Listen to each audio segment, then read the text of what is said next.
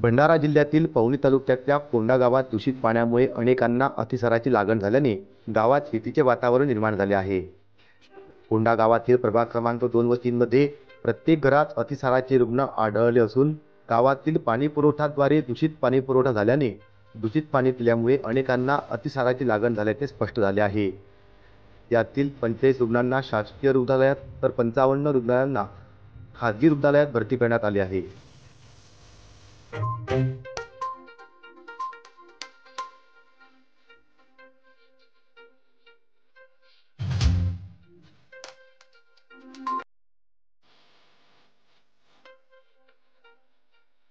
प्रशांत पिते, भंडारा।